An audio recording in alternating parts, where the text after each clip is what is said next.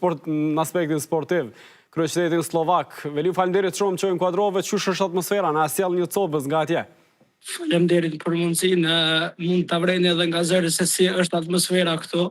Jashtëzakonisht një ndjenje e papërshkrueshme.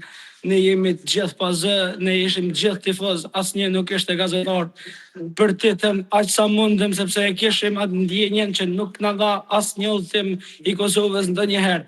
Ndoshta edhe pritja jo e ngrohtë e slovakëve këtu në Slovakinë, Bratislav, nuk ishte më e mira, prandaj edhe neve e shijuam edhe më fort këtë fitore.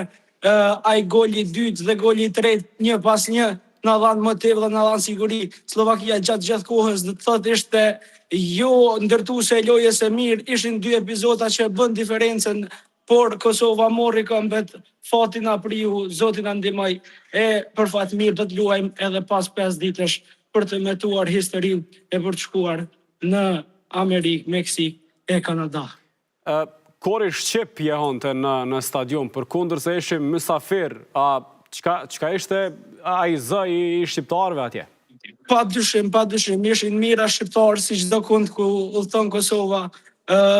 Brohorisnin e përkranin ekipin edhe pas goles e parë, i dhanë motiv, ndonse psuam shumë herët. Normalisht ishte motivim shtesë, lojtarët luajtën edhe me forcën e tyre. Është e papërshkrueshme si ndjesi. Dhe jeni duke prit konferencë, deklarime tash të futbollistëve, të trajnerit, ç'është protokolli? Po, patjetër. Tani me siguri lojtarët janë duke festuar në zhveshtore, ne po presim që dikush nga ata të dalë e t'jap deklaratë, më shumë folen në fushë se sa duhet flasin me fjalë. Ishte jashtëzakonshme aty ku duhej folen dhe ja ku jemi. E përmendë që s'ju kanë prit mirë një koçerët, por na tregon nëse ka masat sigurisë, nëse tifozët... Po, vazhdimisht ka pasur masat sigurisë gjatë gjithë ditës, por jo vetëm kaq, ata shfrytzuan një protokoll të FIFA-s për të ndaluar xhirimet dhe të marrë pamjet, ndërkohë gazetarët i ndaluan edhe të bënin fotografi, pra kjo ishte një anshme sepse gazetarët slovak mund të xhironin e të fotografonin tërkohën, por gazetarët e Kosovës mos merrnin asnjë pamje, thjesht të rrinin dhe të shikonin si tifoz deri diku në fund ku edhe ata u larguan nga tribunët.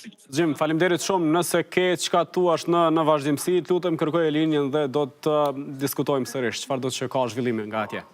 Shumë faleminderit, kënaqësi ishte. Tashmë na është bashkuar edhe trajneri Muhamet Dragusha. Faleminderit shumë që erdhe dhe urime për